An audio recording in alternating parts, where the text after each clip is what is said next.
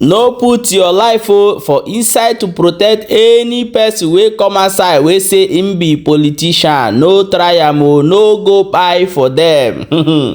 You go see this video wey I go show you. Remember how Hope Uzodinma and Rochas Okorocha dey fight each other, they do gidigidi, they do garagara. I go play you one video wey you need to watch today. I want us to learn something very important from this video. If you be youth out there, anybody wey say make you put your life go dey protect person, no try am, because they go kpai go, they go still be like friend, because all politicians, all of them are one in Nigeria. As far as Nigeria is still existing, they are one.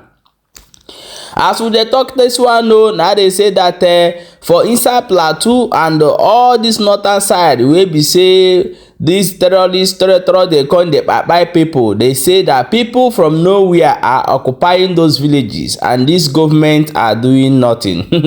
Fulanization, na so e be o, e don start. My people, let's go and find out how this thing take dey happen. Hello my wonderful people, welcome back to Balabas Gist. If today na the first time wey dey come across this wonderful channel, you are highly welcome. We still dey here, they bring you updates back to back as e dey hot. No be small thing o, as that one dey hot o, na so we still dey here dey bring you. They say that Hope Uzodinma and the Rochas wey be say they do body, they fight each other, they do many things. They be 5 and 6. All politicians are one, they are one. Politicians can never change for you, and politicians can never, once this our generation, what we like right now is saga. Where problem they go on, that is what they like. So that thing wey una dey like, wey be say una no want where better thing dey happen, na where saga, where they dey fight, na where una like to dey see. That is why every time wey be like say election don dey reach, you go see 2 of them go come outside, come draw plan, come dey give you the movie wey you wan watch. I want you to watch this video that I'm about to show you right now, and before we come back and proceed. Yeah, my people, this place where they see like this, na Hope Uzodinma. And this one we be like say we wear cap, and we be like say we wear one navy cloth for there where they shake Hope Uzodinma. And I be the former governor of Imo State, wey be Rochas, Onwende Rochas Okorocha. You see, these people can never be in enmity with each other. No, it can't happen.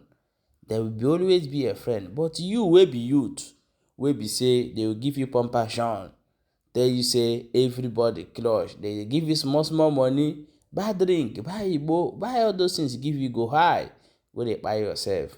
You don't watch them, you don't see them, they can never fight themselves. Most of youth wey buy during that time wey they do that giri for where they many today, no be them they here, they laugh, they tell their children, the person go there somewhere give you gun. As a youth, you go carry am, say they do this, they do that. Be careful of what you they do. Protect your own life, very important. Yeah, my people, as this one they happen. Oh, they say for inside Plateau, for inside all this side where we say, be like say those terror they go pushing people for their villages. They say people come they live for their houses, and government, this present government of Tulumbu, are not doing anything.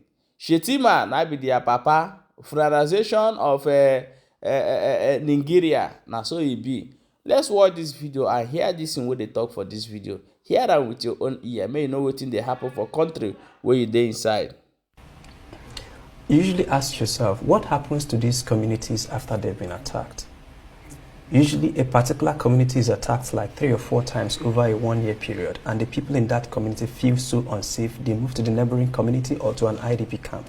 And you would expect that those communities will remain empty. No, they won't. People come in there and settle there. As I'm speaking with you, go to Moon Council Ward in Kwanda local government area of Benue State. As I'm speaking to you, you have almost 38 communities in Mango local government alone that have been repossessed by people. And these are places where you have some places. You know that Plateau, for instance, used to be a mining site when Nigeria was big on iron mining and all of those ore minings. these people are taking over those strategic places, and they are taking over bodies of water, and they settle there. And so it is not as if they attack and people can move back to their communities. When people try to move back to their communities, the attacks resume and they run away. So people are living in their houses now. And then if you go back to the so it's a case of attack, sack, occupy and replace. And then if you move a bit further to see the modality and in the upcoming census, MPC is not going to be accounting those demolished houses. MPC is not going to be counting them.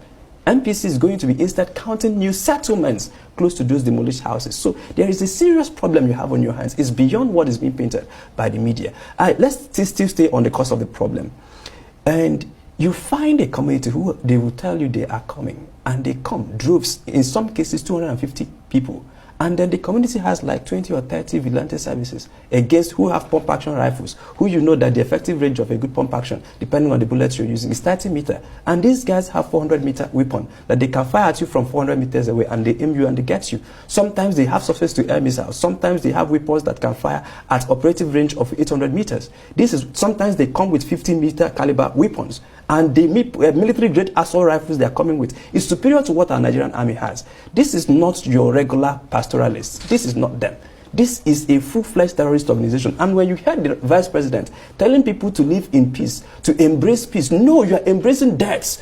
So what you are telling them is to sit in one of the people I interviewed, I can still see their faces, really. I've been to these places, I've seen shallow graves, I've talked to kids, I've seen people who had different kinds of things. The pictures are all over my laptop here. I can show you this after the program. If you see what is really happening, one of the people I talked to, I said, why are you staying in this community? You know that they will come back. He says, life in the IDP camp is death. Life in the community is death. I don't know whether they are coming or not, but I can't stay either ways.